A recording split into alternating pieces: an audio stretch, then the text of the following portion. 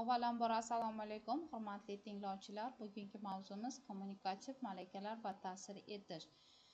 Ushbu mavzuga oid 3 reja tuzib olganmiz. O'qituvchining kommunikativ malakasi, o'qituvchining kommunikativ ta'sir etish usullari, o'qituvchining kommunikativ qobiliyatlarini rivojlantirish yo'llari. Mavzu bo'yicha qo'shimcha adabiyotlar ro'yxati tuzilgan. Bu sizni yanada ko'proq bilim olishingizga ko'mak bo'ladi va blitz savollari berilgan. Bu ham mavzuni boshlashdan oldin sizda bir motivatsiya o'taydi, ya'ni faollashtiruvchi usullardan biri hisoblanadi. O'qituvchining kommunikativ malakasi. Kommunikativ qobiliyat bu pedagogik o'zaro harakat sohasida maxsus ko'rinishga ega bo'lgan muloqotga qobiliyatlilikdir. Psixologik adabiyotlarda kommunikativ qobiliyatlarning bir qancha turlarini ajratib ko'rsatiladi. Insonning insonni tushuna olishi, insonni o'zini anglay olishi, muloqot vaziyatini to'g'ri baholay olish ko'nikmasi va bu yerda aynan inson shaxs sifatida uning alohida jihatlarini, motiv va ehtiyojlarini baholash, o'z bilim qobiliyatini, o'z xarakter va boshqa qirralarini baholash, mavjud holatni kuzatish, uning namoyon bo'lishi kabi bir qancha turlarni ajratib ko'rsatgan. Koshenkoning fikricha, o'z-o'zini tahlil etish falsafa va psixologiyada o'z-o'zini anglash, o'z-o'zini bilish, o'z-o'zini boshqarish, o'z-o'zini baholashning tarkibiy qismi sifatida aks ettirilsa ham mustaqil kategoriya sifatida ishlatilmaydi. Biroq o'z-o'zini anglashning shakllanishi va rivojlanishi o'z-o'zini tahlil etish asosida amalga oshirishni esda tutish zarur deyiladi. O'qituvchining kommunikativ ta'sir etish usullari, o'z-o'zini tahlil etish usullari quyidagilarga e'tibor qaratish talab etiladi. Ijtimoiylikka yo'naltirilgan o'zaro harakat vaziyatlarda shaxsiy xulq-atvor tarbiyalanuvchi shaxs uning o'ziga xosliklari, qadriyatlar tizimi kabilarni obyekt sifatida ko'rib chiqishi, o'z xulq-atvor, shaxsiy fazilatlarini tahlil etish mezonlari tizimini aniqlash, noma'lumdan ma'lumni ajratib olish, qarama-qarshiliklardan aniqlash. Umuman olganda o'z-o'zini tahlil etish va o'z-o'zini anglash pedagogikada o'zi va boshqalar u haqida tasavvuri sifatidagi kasbiy men qiyofasining shakllanishiga olib keladi.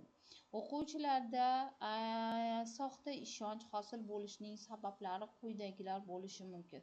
Faqat a'lo bahoga o'qish. Bu bilim olishda ko'rko'ronalik, quruq yodlashga olib boradi. O'zini o'ta itoatkorona tutish. Bu o'quvchi faoliyatini nihoyatda past bo'lishiga olib keladi. Me'yordagi o'qituvchidan ba'zan tanbeh olib turishi kerak. O'qituvchini aldash bu o'quvchini o'ta aqlli va topqirligidan dalolat beradi. Maktab ichki tartib-qoidalarini buzish faqat kuchli xarakterga ega bo'lgan o'quvchigina xos bo'ladi. U o'qituvchi tomonidan tanqid qilinib turiladi. Haddan tashqari ko'p mehnat qilish bu kerak bo'lmagan tirishqoqlikdir. Soxta ishonchni bartaraf qilish uchun o'qituvchi quyidagicha 3 yo'nalishda ish olib borish kerak. Sinf jamoasida sog'lom ijtimoiy fikrni shakllantirish, muhim ahamiyat kasb etuvchi shaxsiy hayotiy tajriba yaratish, soxta ishonchning asosiy tarzda inkor qilish.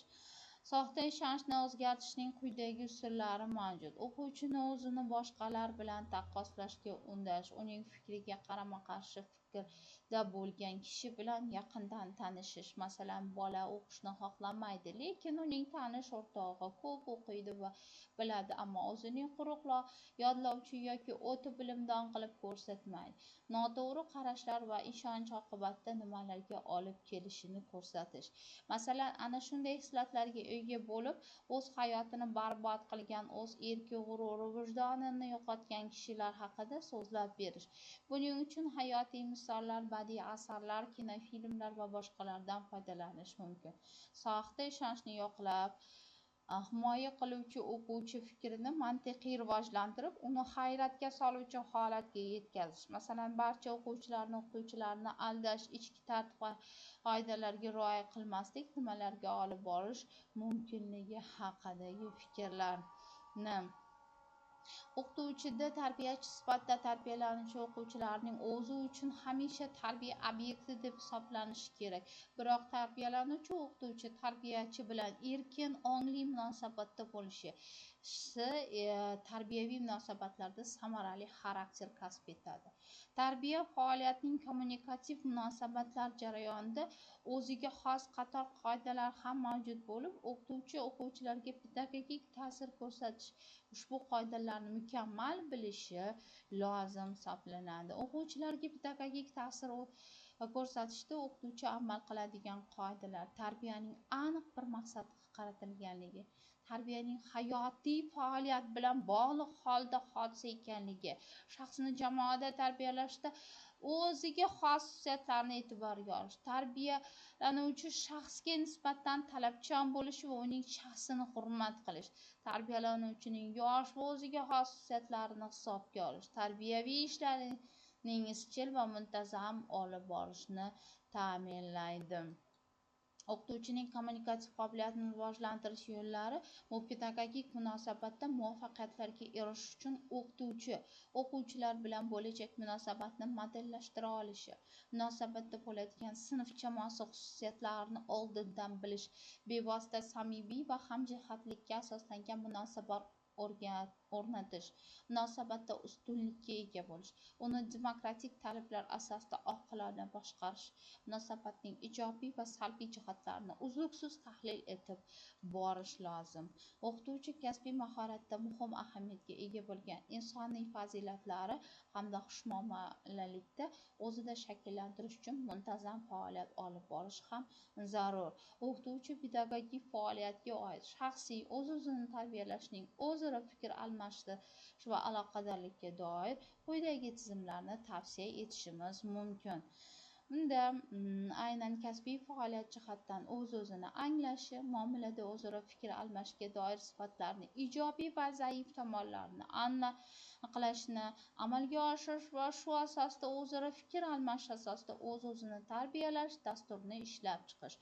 O'z kasbiy faoliyatiga quyidagi yo'nalishlarda baho berish: maqsadga muvofiq, kishilar bilan bo'lgan muomalada so'ng olingan taassurotlarni tahlil qilish, o'quvchilar bilan muammoning so'nggi holatlarini o'rganib, muammolar haqida o'zining yutuq va kamchiliklarini tahlil qilish, muomaladagi imkoniyatlaringizni atrofdagilar, o'qituvchilar jamoasi, ota-onalar, o'quvchilar qanday baholash haqida tasavvurga ega bo'lish, o'zida insonparvarlik xususiyatlarini rivojlanish yuzasidan ixtisoslashtirilgan o'z-o'ziga ta'sir o'tkazuvchi autogen mashqlar asosida ishlash ham qoida hisoblanadi. Qolaversa, o'qituvchi kasbiy faoliyat davomida nutqidagi so'z qudrati takomillashtirib boriladi. U o'zbek tilining boy imkoniyatlaridan unumli foydalanish orqali so'z boyligini go'zal, ravon, ifodali, ta'sirchan bo'lishga intiladi. Zero, go'zal va ta'sirchan so'zlar bilish ham san'at. Bu san'atdan bebahra bo'lgan o'qituvchining kasbiy mahorati shakllanmaydi. Qaysi fanni o'qitishdan qat'iy nazar, o'qituvchining asosiy quroli so'z boyligidir. U so'z qudrati asosida kommunikativ qobiliyatni namoyon etadi. Bugungi mavzumiz ana shulardan iborat. E'tiborlaringiz uchun rahmat.